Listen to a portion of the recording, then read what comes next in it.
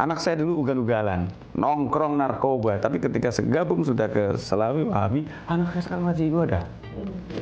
Menurut Mas Ken bagus mana dulu dengan sekarang gitu loh. Saya bilang tolak ukur Islam itu kita mengacu kepada Rasulullah Nabi Muhammad. Ini masih eksis, ini sebenarnya pinternya pemimpinnya si Panji Gumilang atau lemahnya pemerintah.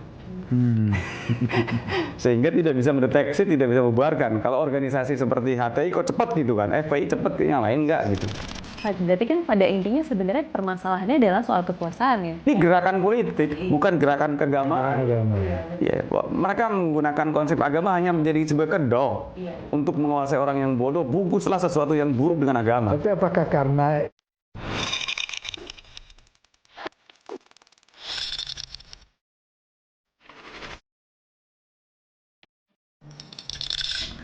Oke, kembali lagi kawan setara, masih bersama dengan narasumber kita ada Mas Ken dan juga dengan Pak Coki. Senang sekali rasanya tadi di segmen 1 kita sudah mengulik banyak gitu ya, bagaimana sebetulnya mulai dari NI itu sendiri, terus lebih kepada bagaimana perjuangan Mas Ken dulu sehingga kemudian akhirnya sampai titik baliknya kembali lagi bersatu dengan NKRI dan membentuk NI Crisis Center gitu. Tapi mungkin boleh nih Mas Ken, kalau misalkan kita lihat sesuai kondisi saat ini gitu ya, kita melihat dengan kacamata yang lebih besar lagi. Menurut Mas Ken sendiri sebenarnya saat ini dinamika radikalisme di Indonesia itu seperti apa? Petanya itu seperti apa, Mas? Ya, kalau bicara peta gerakan radikalisme di Indonesia, kita merujuk pada dua organisasi besar yang menurut penelitian dan investigasi dari BAP-nya, pelaku terorisme oleh Densus 88 di Indonesia, latar belakang pemahaman terorisme adalah NI dan Salafi Wahabi. Nah, ini cukup marak baik di kalangan masyarakat umum, termasuk kalangan masyarakat yang misalnya ASN, bahkan sudah masuk ke TNI Polri.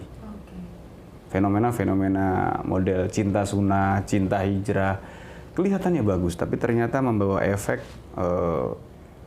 akhirnya banyak kawan-kawan yang tadinya toleran, sekarang menjadi intoleran, mulai menyalahkan, mulai membid'ahkan, dari yang hal-hal kecil menyalahkan tentang tahlilan, tentang sholawatan. Bagi saya nggak persoalan, tidak tahlilan, tidak sholawatan, yang penting jangan diungkapkan dalam sikap membenci.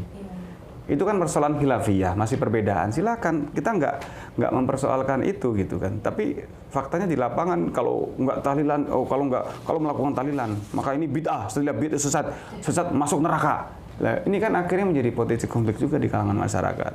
Dan memang mayoritas di Indonesia kan NU ya sama Muhammadiyah. NU ini kadang-kadang juga orangnya militannya kurang. Kadang-kadang ada istilah anekdot begini. Orang NU datang ke Muhammadiyah misalnya, ada yang kunutnya hilang.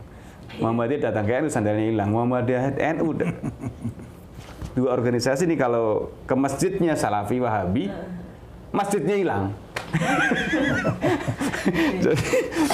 jadi karena kadang-kadang kayak NU sendiri ketika waktu sholat kan kadang-kadang masih asik dengan aktivitasnya. Kalau Salafi Wahabi kan enggak. Misalnya dia azan langsung dengar azan, jamaah wajib. Nah ini kadang-kadang juga jadi persoalan. Nah ini pemahaman ini kan pemahaman transnasional dan mereka berusaha untuk mengeksekusi paham-paham bersifat kearifan lokal ketradisional kita, dianggap itu salah. Nah, ini kan akhirnya menjadi potensi ya perpecahan yang akan datang. Soal internasional gitu Mas Ken, kan kalau misalkan mungkin saat ini kan secara globalnya mungkin ada, kita tahu mungkin ada penurunan seperti itu ya, mungkin Pak Coki ya, trennya kan mungkin sudah tidak mungkin sebesar seharusnya, gelombangnya tidak sebesar dulu mungkin gitu. Nah kalau misalkan dikomparasikan dengan di Indonesia gitu, gimana Mas? Apakah memang saat ini tuh, dan sempat juga membaca beberapa data juga kan katanya kondisi atau ada sih penurunan gitu ya terkait dengan penyebaran radikalisme di Indonesia. Nah Mas kan menanggapinya seperti apa? Apakah memang ada sebenarnya Mas penurunan penyebaran itu atau bagaimana? Atau semakin krusial kondisi berita di media iya. Tapi faktanya kami di lapangan justru laporan ke kami itu cukup banyak. Bahkan bukan hanya masyarakat biasa tadi sampaikan, ada yang sampai ke ASN, ada yang sampai TNI Polri. itu cukup banyak. Penyusupannya gimana tuh Mas kalau misalkan ke Ya mereka TNI Polri? ngundang penceramah yang salah. Dari penceramah. Iya. Apalagi juga kayaknya beberapa kegiatan juga kan. Apalagi sekarang punya medsos juga kan, ancaman dalam genggaman.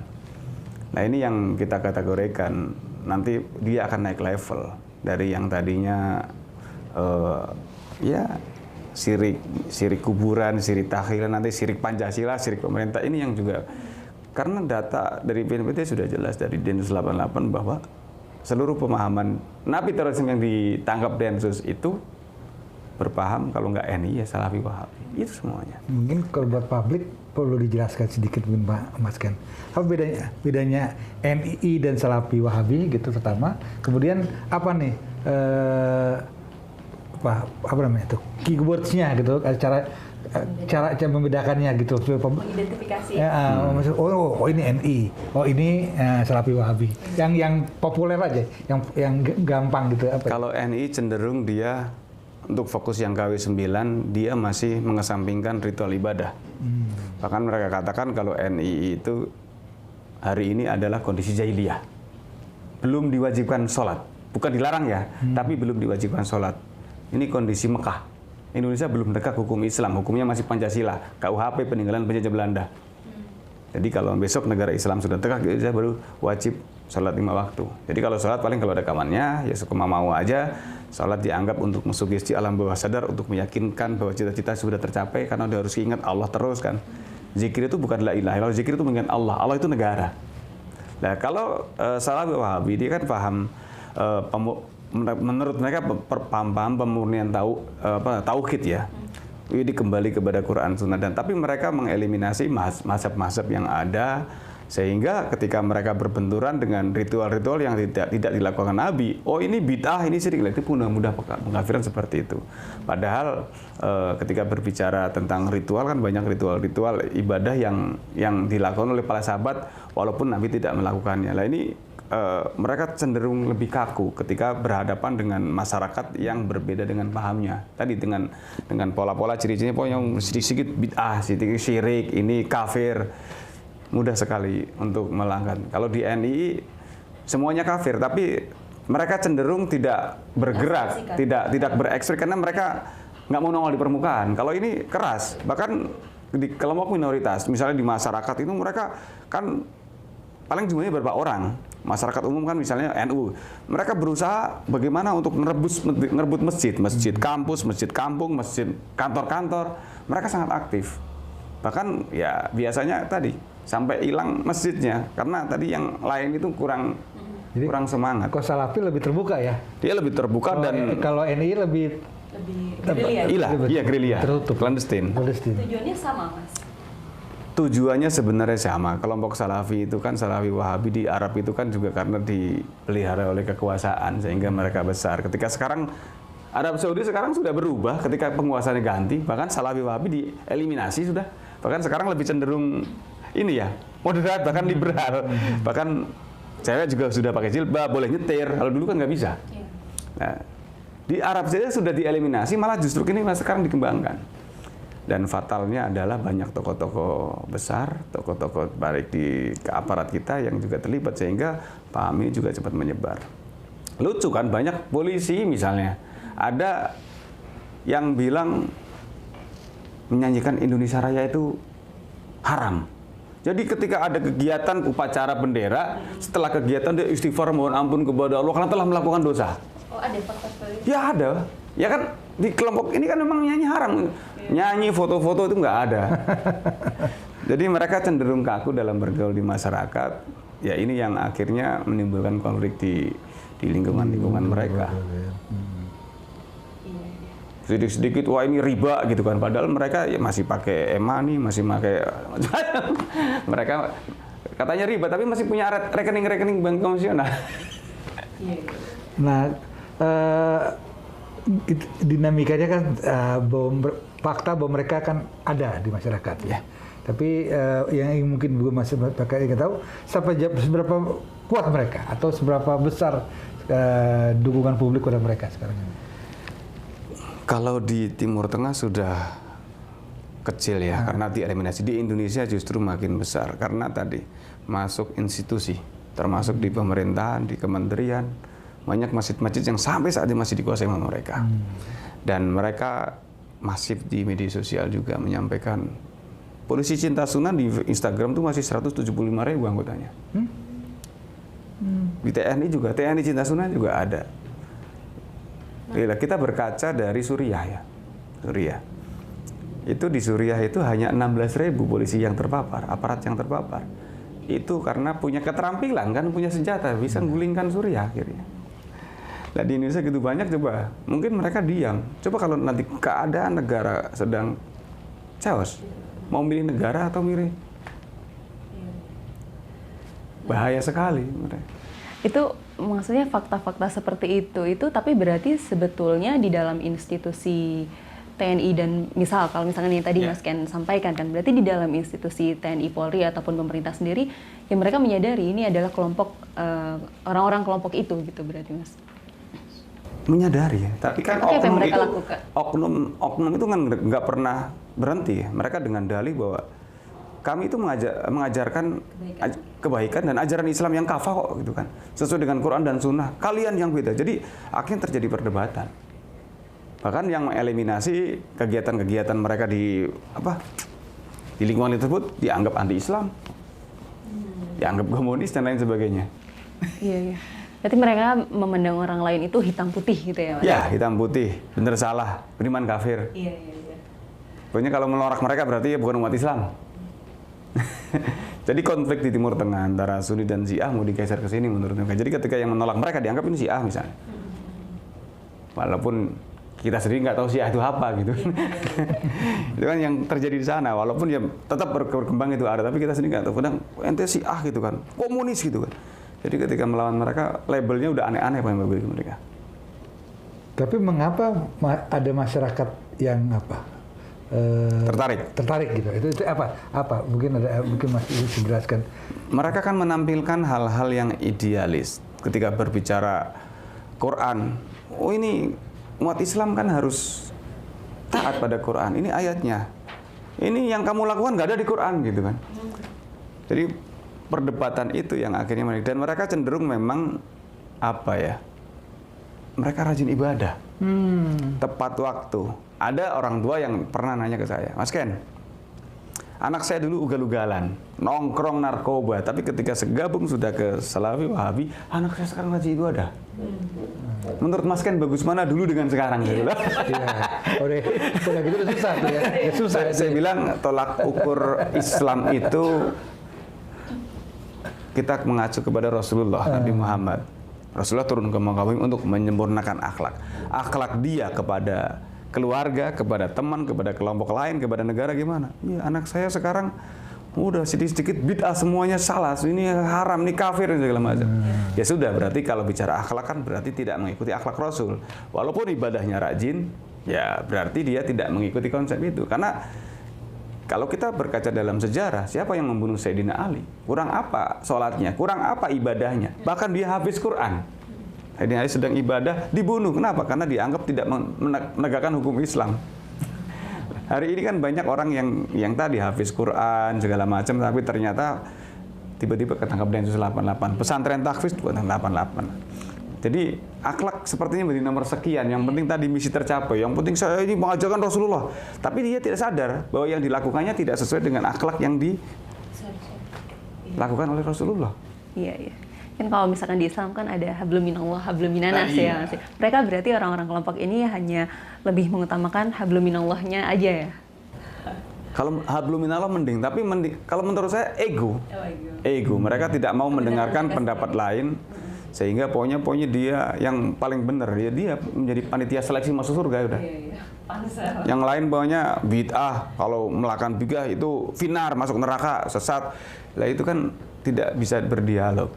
Bagi saya harusnya kan kita harus menyadari tadi perkara khilafiyah yang masih berbeda pendapat, ya sudah, kita nggak usah perbedakan mau kunut monggo mau enggak. Kalau yang penting jangan diungkapkan dalam sikap membenci, itu yang tidak boleh. Kalau misalkan Mas Ken kan tadi ternyata kan mengemukakan gitu fakta-fakta seperti itu ternyata masih ada.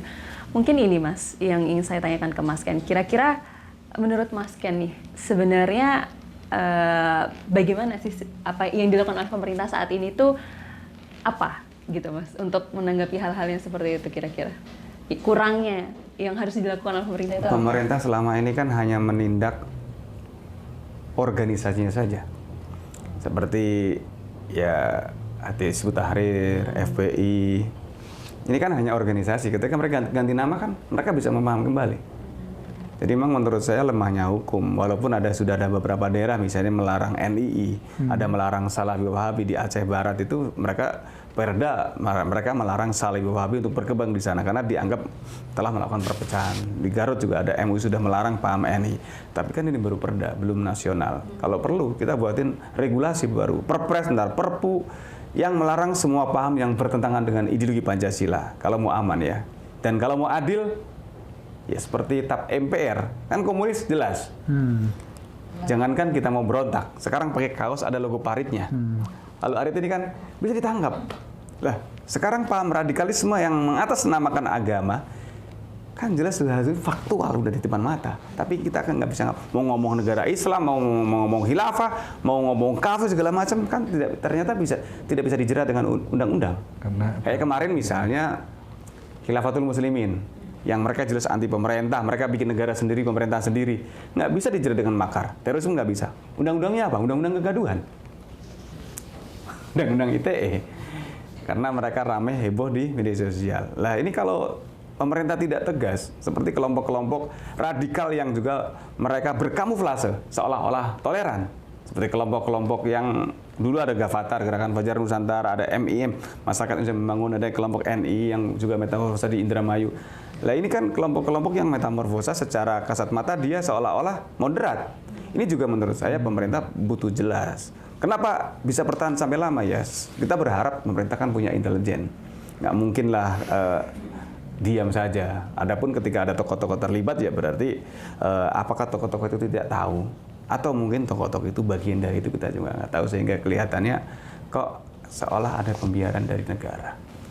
Berarti kurang lebih berkembangnya gerakan-gerakan ini juga sebenarnya juga dikontribusi oleh pembiaran negara, atau negara belum sekuat itu dalam men-tackle itu semua berarti Mas? Bisa boleh dikata begitu. Makanya ada ungkapan ini sebenarnya kelompok-kelompok ini bisa eksis seperti kelompok NI sendiri kan, Al Zaitun itu dari 93 sampai 2023, 30 tahun, hampir sama dengan usia Orde Baru. Ini masih eksis, ini sebenarnya pinternya pemimpinnya si Panji Gumilang atau lemahnya pemerintah. Sehingga tidak bisa mendeteksi, tidak bisa membubarkan. Kalau organisasi seperti HTI kok cepat gitu kan, FPI cepat, ke yang lain enggak gitu. Apa mungkin ada keraguan dari pemerintah Mas untuk kira-kira maksudnya menindak kelompok-kelompok NII dan sebagainya itu? Bisa jadi pemerintah takut dibilang anti-Islam, tapi menurut saya untuk menyelesaikan persoalan ini kita menyelamatkan masyarakat yang lebih banyak. Karena ini bisa berakibat pada konflik di masyarakat itu sendiri. Dan fatalnya adalah ini seperti kondisi di Turki 2016. Jadi 2016 itu ada upaya kudeta di Turki, ada tokoh namanya Fethullah Gulen. Dia merasa ini kan Turki 99% Muslim. Kenapa yang diberlakukan sekuler? Nah, kelompok ini mencoba untuk mengangkat isu tentang penegakan syariat, memprovokasi masyarakat termasuk militer. 2016 sudah mencoba kudeta militer. Tank-tank masuk ke yang lawan berpemikiran dieksekusi. Nah, mereka juga khawatir di Indonesia bakal terjadi itu kan iklimnya hampir sama, di Indonesia mayoritas agama Islam dan memang yang diberlakukan bukan hukum Islam. Jadi potensi terjadi di sana, mereka kalau nggak lewat jalur resmi parlemen ya mereka bisa jadi akan melakukan kudeta. Ini yang kita khawatirkan karena tadi sudah saya sampaikan, mereka sudah infiltrasi di kalangan aparat kita, TNI Polri, mereka yang punya keterampilan. Kalau ini Mas pengetahuan Mas Ken, daerah-daerah mana saja yang jadi itu ya hotspot begini? Seluruh daerah sebenarnya berpotensi, cuman yang pernah disinggahi jaringan NII misalnya kayak Jawa Barat, memang basisnya Kartosuwiryo. Kartosuwiryo dulu waktu memproklamirkan Negara Islam Indonesia atau DITI di Jawa Barat. Jawa Tengah juga tadi menjadi komandemen wilayah 2, Jawa Timur juga. Terus Sulawesi Sulawesi kan. Sulawesi juga peninggalan Kahar Muzakar juga cukup banyak pengikutnya.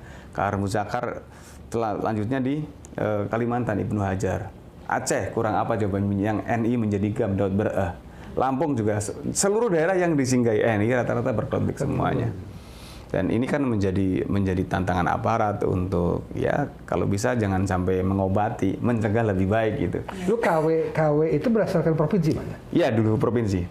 Gubernur ya. Indonesia. Dulu gubernur. Sekarang kalau KW itu malah mereka punya pimpinan masing-masing. Masing-masing. Dulu ketika zaman Kartosuwiryo itu KW itu komandemen wilayah itu seperti gubernur. Itu gubernur. Kalau sekarang masing-masing komandemen wilayah punya pimpinan presiden masing-masing, punya amir masing-masing, bahkan di KW 9 pecah lagi jadi Al-Qiyadah Al-Islamiyah pernah dengar, pernah jadi Komar Komunitas Milik Abraham, pernah jadi Gavatar Gerakan Fajar Nusantara. Terus dari orang yang kecewa ini ganti lagi, wah ya sepertinya organisasi biasa kecewa ganti bikin baru, kecewa ganti bikin baru. Walaupun pemikirannya juga tidak jauh beda sebenarnya, hanya mungkin kecewa mungkin bagiannya kurang banyak, akhirnya bikin baru lagi gitu. Tapi ideologinya sebenarnya masih Itu sama. Ini mereka tuh orang-orang yang ingin berkuasa menggunakan agama sebagai kedok. Mereka bukan agamawan. Mereka memang dididik untuk menjadi negarawan yang diharapkan bisa menggantikan negara ini runtuh diganti dengan negara Islam. Kira-kira kalau misalkan negara Islam itu sudah tercapai gitu Mas, misalkan apa yang mereka lakukan? Tiba-tiba terlintas muncul ya. Saya yakin di antara mereka aja masih gontok-gontokan. Ya karena versi A dengan versi B dengan berbagai macam kelompok. Khilafatul Muslimin sama Hizbut Tahrir sama-sama mengkampanyekan khilafah. Ini juga beda. Khilafatul Muslimin latar belakangnya NI. Hizbut Tahrir memang transnasional kan. Jadi kalau ini yang berkuasa, ini pasti ribut juga, akan ngerongrong. Ini yang kuasa, ini ngerongrong juga. Berarti kan pada intinya sebenarnya permasalahannya adalah soal kekuasaan ya.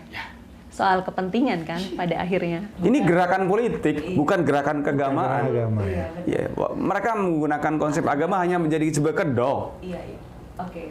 Karena memang untuk menguasai orang yang bodoh, bungkuslah sesuatu yang buruk dengan agama. Tapi apakah karena itulah mungkin pemerintah menganggap udahlah karena mereka masih gontok-gontokan sendiri, tidak terlalu bahaya lah gitu.